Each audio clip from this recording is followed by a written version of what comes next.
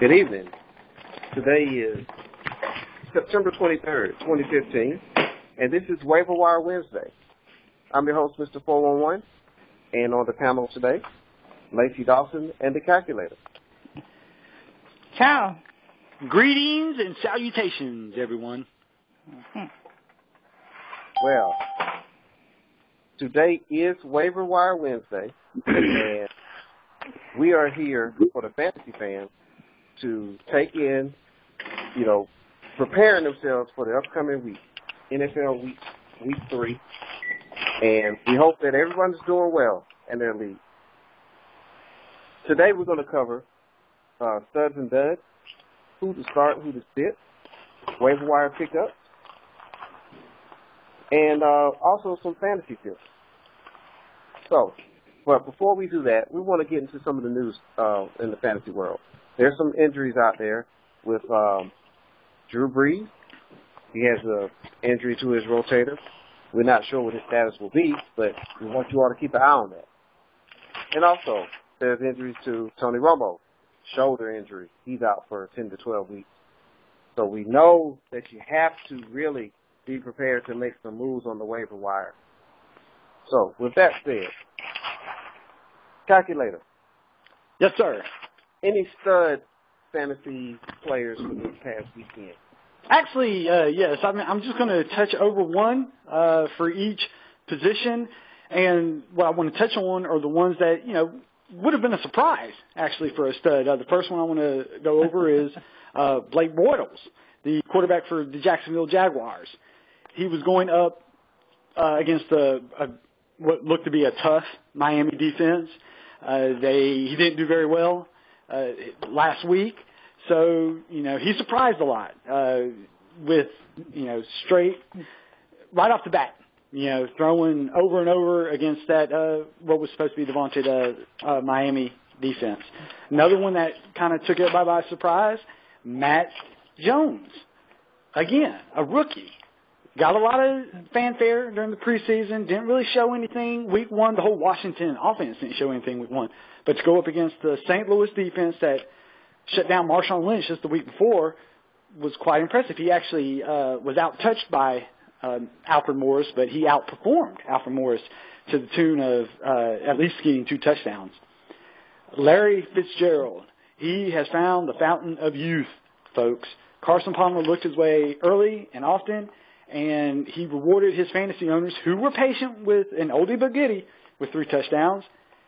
Gilmore for Baltimore at the tight end position. Who would have guessed that he would have torched the Oakland secondary? Well, a lot of people torch the Oakland secondary, but usually it's wide receivers. This time it was the tight end, gutting them up the middle. Nobody thought it was going to be a shootout. It was a shootout. Flacco had to keep passing, and he introduced Gilmore to the world. And the Cleveland defense against the everybody newly anointed Hall of Famer Marcus Mariota. Cleveland defense showed up. They shut down the run.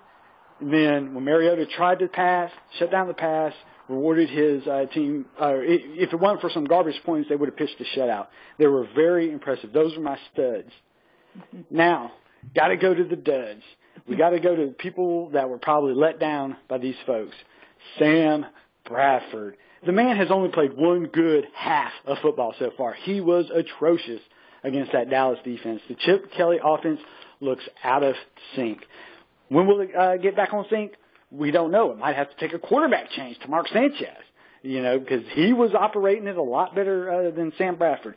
Sam Bradford, if people wanted to start him with the home opener, they were sorely disappointed. Jeremy Hill, the apple of a lot of people's eye.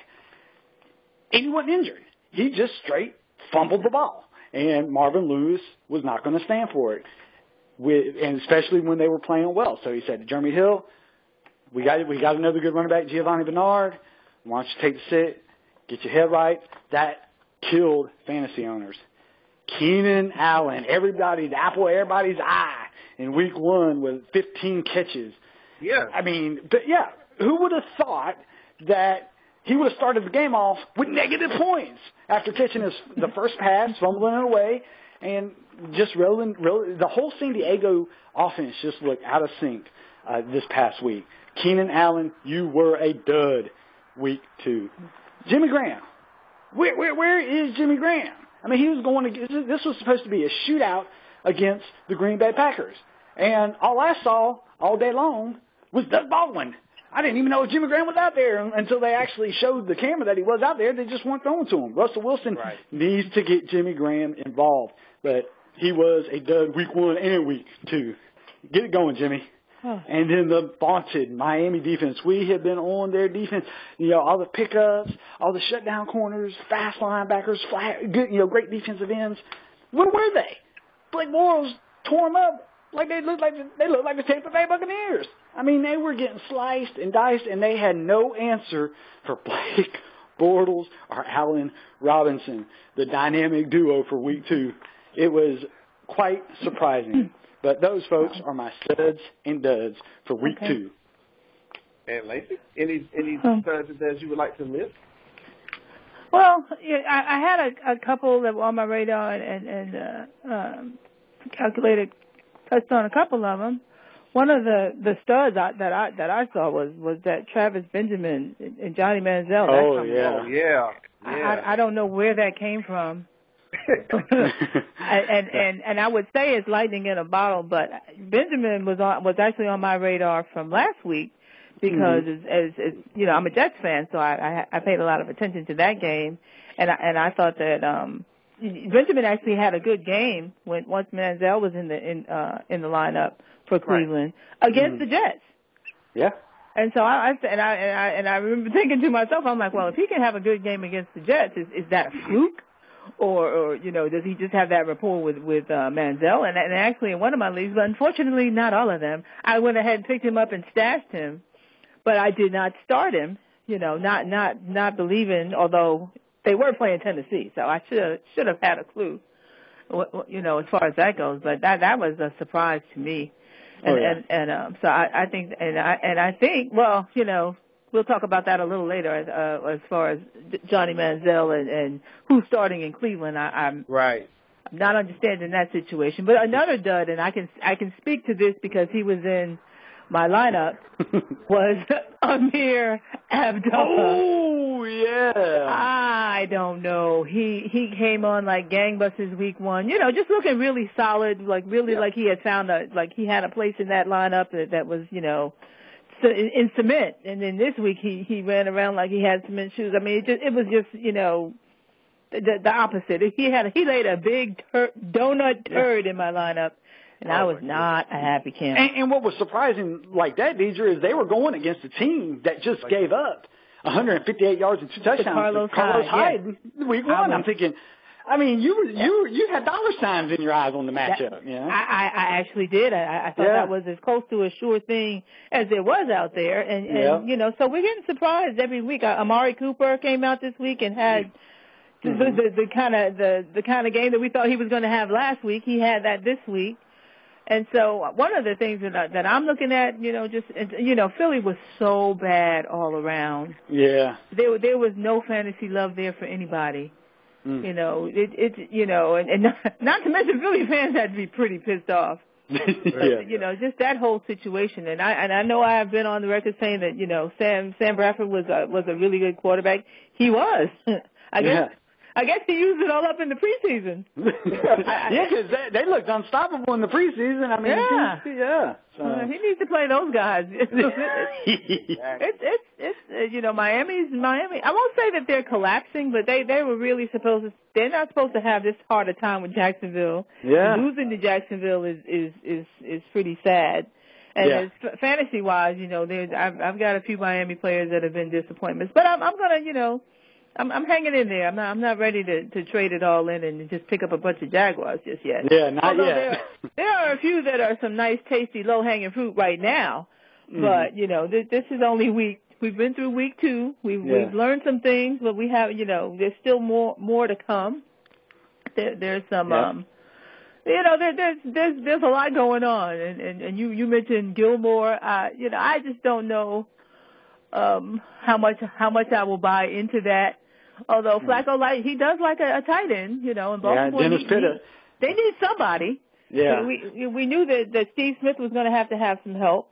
Mm-hmm. There's a couple of other guys, you know. It's like even though Gilmore's surprised, you're correct. I don't think I'd pick him up just yet. I mean, you might go and pick him up and not some because they do have a nice-looking rookie in Max Williams. Yes, and he was the guy. He was the guy that they were supposed to be bringing along and that I was expecting to see. And so far we haven't seen anything from him. And there's another one, what's his name? Dion Lewis. Yes. For New England. New England's trying to establish a running game. And apparently they've been leaning on him to do it. So he's quietly making a name for himself. So he's somebody. Absolutely. Well, we pointed him out last week, Deidre, on the free agent pickup to say, hey, if he's out there, take a chance. We did, but he's doing it quiet. Like Matt Jones made a nice big splash across the headlines. You can't ignore him. Deion Lewis is kind of quietly getting it done, and those are kind of the guys that you really need to pay attention to, especially in PPR leagues. Yeah, or they just get that week in, week out work. It's not all or nothing. Mm-hmm. So you feast or famine. One week you got 2 touchdowns and 100 yards. The next week you got 2 points. So and also you got to be aware that is a Bill Belichick running back we're talking about. That is the biggest problem. But the thing about Belichick is he usually will settle on one that gets the bulk of the love. And since LeGarrette Blount is a problem because they really haven't worked him back into the lineup yet, and that they will. So I'm just saying, that's somebody to keep an eye on. It seems like everybody named Johnson is having a good, season so far. So, that's what I've seen. You're listening live to 411 Podcast Sports Work, and it's with your host, Mr. 411, and the panel of experts. Continue listening. Please continue listening. Anything else is just a lot of noise. This is NFC Week 3. Now, back to the panel of host specialists. Thanks for listening to Podcast 411. Okay. Yeah, I like it. Well, thank you. Rah, rah, rah. We have a cheerleader. That's right. Awesome. And guess what? I had a couple of says myself. I'm just going to, since you all touched on, all the big ones, there was one game that caught my eye. Okay, and I had one more. I'm sorry. There's one more. All right. Dante Moncrief. He's somebody that we talked about, and he actually worked out this week. So, okay, go ahead. Oh, yeah. Yes. Well, 49ers at the field. My goodness. Kaepernick. Now, I don't recommend him every week, but Kaepernick this past weekend was a stud. 335 yards, 2 touchdowns, 33 completions. Now, of course, they were behind by 27, so that led to this. But it's fantasy, right? So that's right. And we just want the numbers, and Kaepernick gave us those numbers. So if you have anybody going up against Pittsburgh this weekend, which is a tease for another segment, absolutely, you might want to keep an eye on that. Antonio Brown, 195 yards receiving, 9 catches, and a touchdown. And obviously, somebody had to throw him the ball. So Big Ben also had a big day. And one more stud out of that game, and he's also going to lead me into my dud. So he's the stud dud. The stud dud is going to be D'Angelo Williams. Yeah, had an awesome game.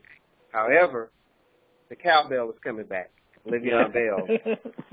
So he'll be a dud next week, but he was a stud this week. That's right. Yeah. But don't drop him. Hold on to him. That's great advice. Yeah. I'm going to take heed to your advice, sir. You must know me very well. Oh, I know you way too well. Hey, so how about this, panel? I want to list some players, and I would like for you all to it's kind of like making a decision here, but start or sit. Okay. And we'll start with you. Lacy. Would you start? Would you start Jordan Reed this weekend? Jordan Reed is a tight end for Washington? That's correct. Thursday night football. Who's Washington? Oh, Thursday night? Yes, versus the New York Giants. Your Giants. Deidre. Start Reed or sit Reed? So this is a trick question, I see. Well, I mean, let's see. The first game of the season, I mean, Dallas went up against the Giants. Jason Witten has the best game of he's had in a couple of years. I certainly don't want them to win, but the Giants, they've got some they've got some things they need to get worked out. Uh-oh. And hey, I'm a Giants fan, so I'm calling it straight.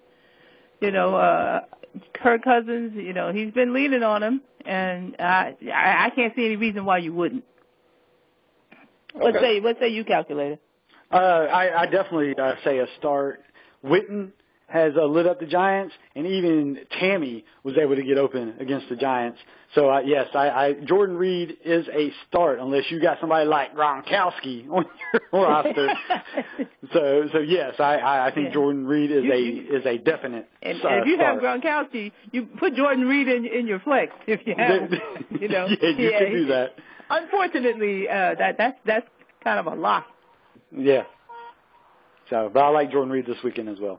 Yeah. All right. How about this one? Colin Kaepernick at Arizona. Would you start him or sit him, Lacy? No way. Not me. Right. I wouldn't start him. Okay. That's a no. And calculator? I agree again. Patrick Peterson is in that secondary, and and they have a good pass rush. I'm sure if you have Colin Kaepernick, you did not draft him as your starter, so go with your other quarterback. unless his name is Jay Cutler or Tony Romo. So, yeah, Kaepernick. You can go pick up somebody that's going to do better than exactly. Kaepernick's going to do. Blake Bortles may be available. Wire. That's right. Well, what's his name? Tyrod Taylor?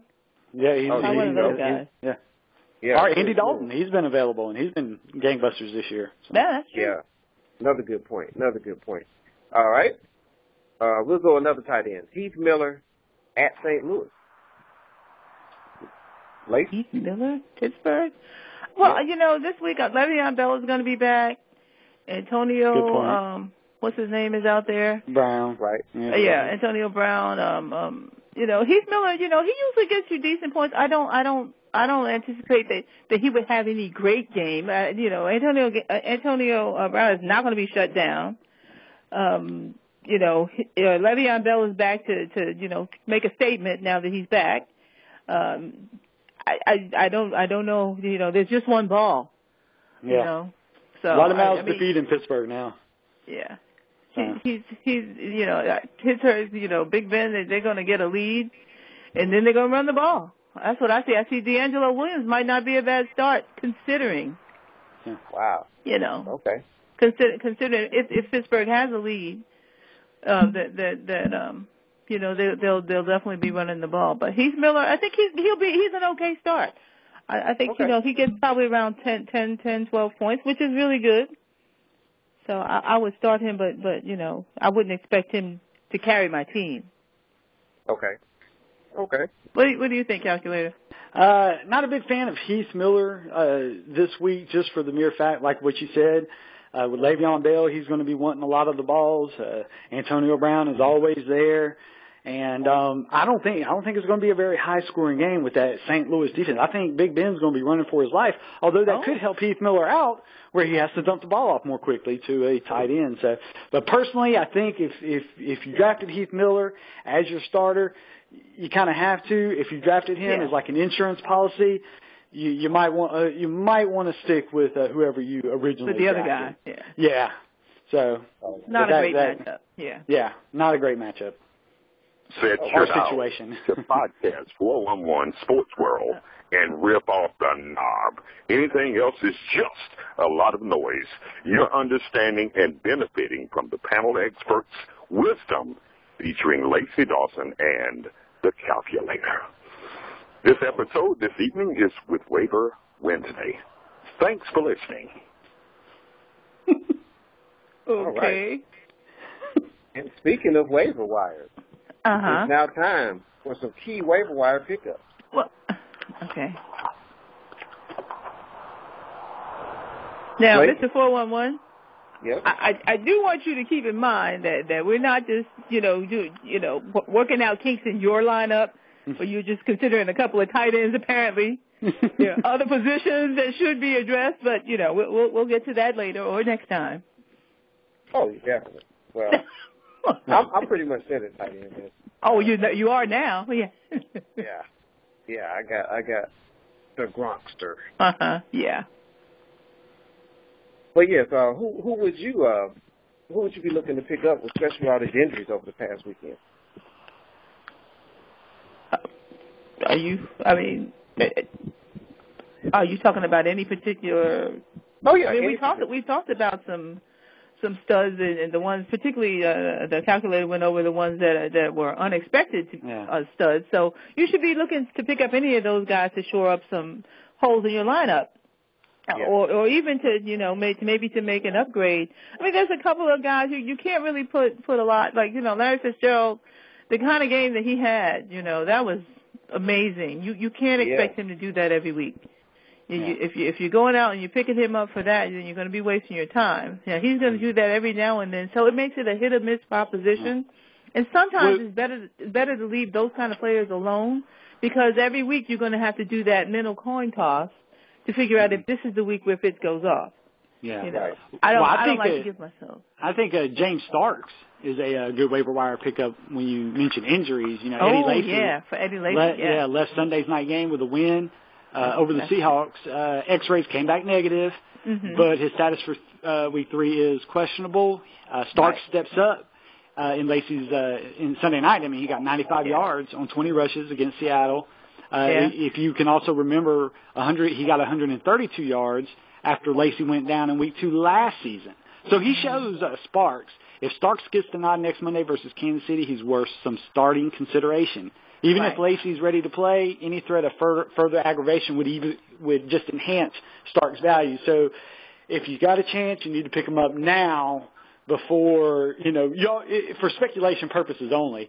If for speculation purposes only, Starks is a good one. Mm-hmm.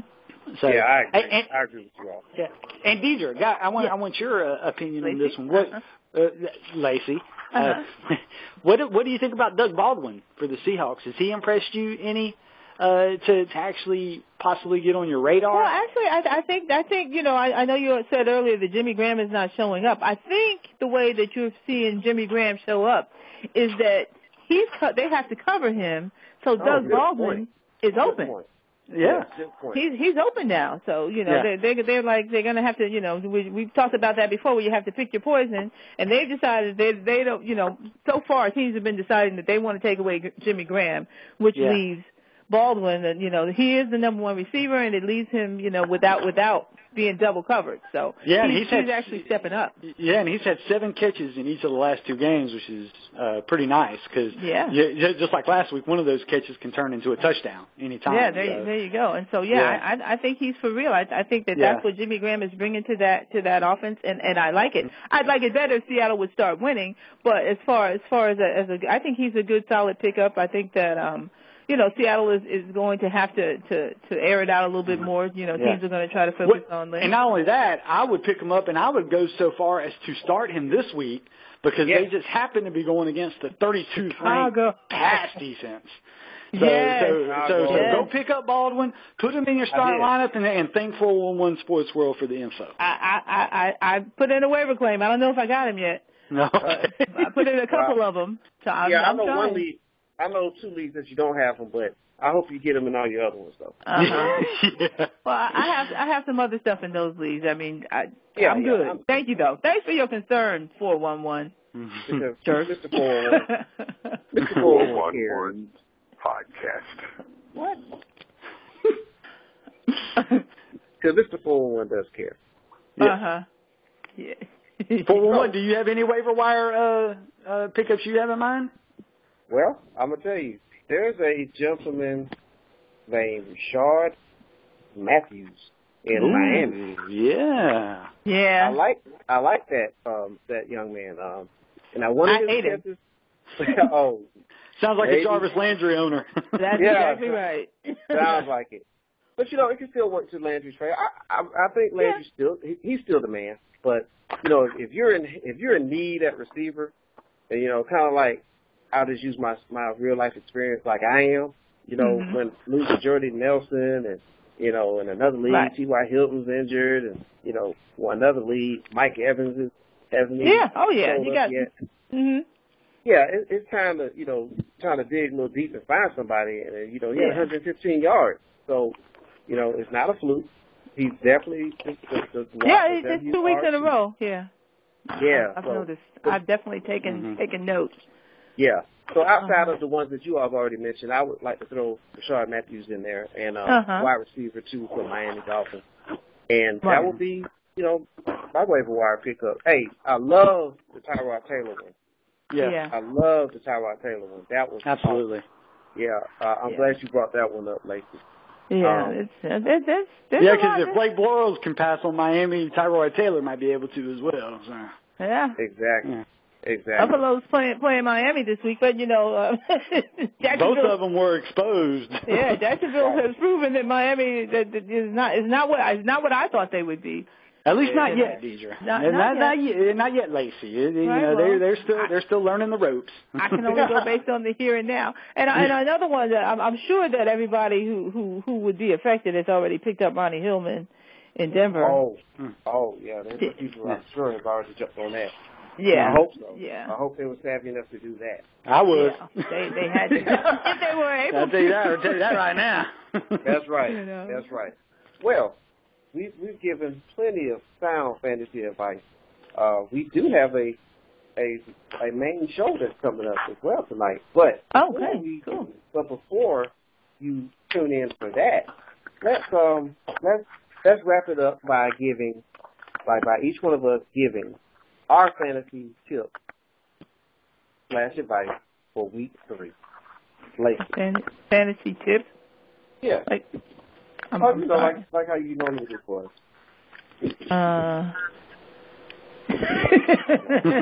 Pay attention to your roster, things like that. Don't miss, don't get that wrong. Well, we all know by now that you just have to work the waiver wire, and I don't know if it's a tip, but I can tell you that there's a lot of shows that are out there, unlike our own, unlike this show, they don't start talking about this stuff until Sunday. And they want to make you believe that you can go out there and these people will be out there on the waiver wire, and that's just not true.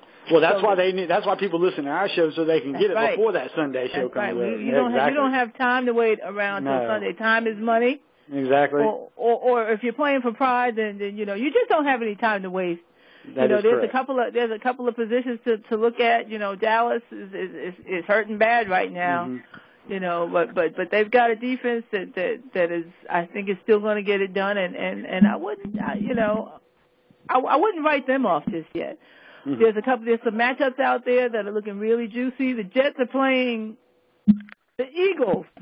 Green and white versus green and white. That is some ugly, ugly stuff that Philadelphia has been putting out there. Mm-hmm. So I would say, if you have a Jet, start a Jet. Brandon Marshall going up against the Eagles, that's just, start the Jets defense, obviously. There's some matchups. Seattle's going against Chicago. If you have a Seattle player, put them in there. Yes, indeed. And sorry, calculator, New Orleans is going against Carolina. Well, and that's the advice I was actually going to go to is if you have any New Orleans players, you need to sit them down until you know what is happening with Drew Brees. Nobody knows if it's a partial torn rotator cuff or if it's fully torn.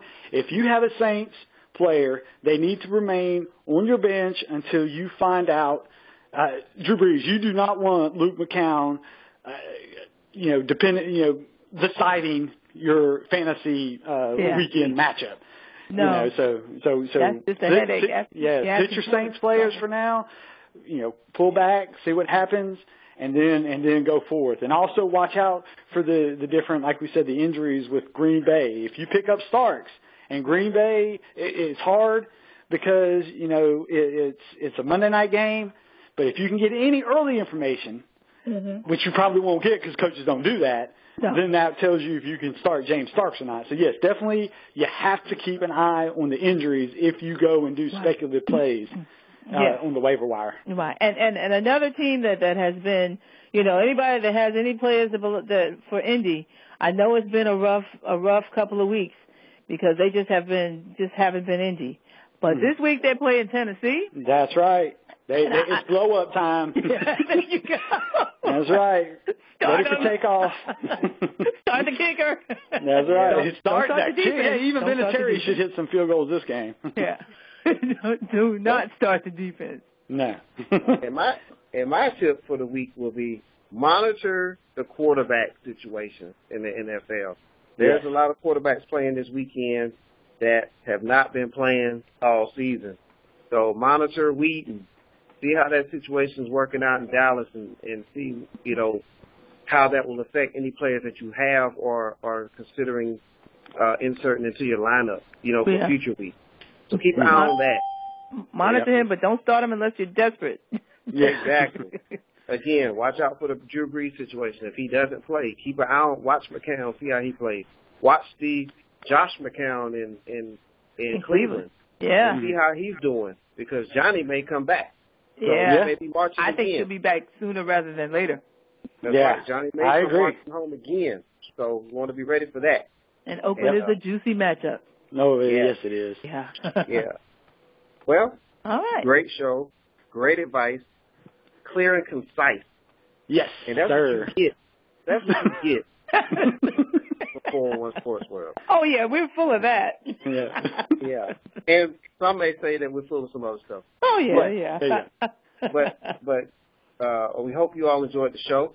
Stay tuned.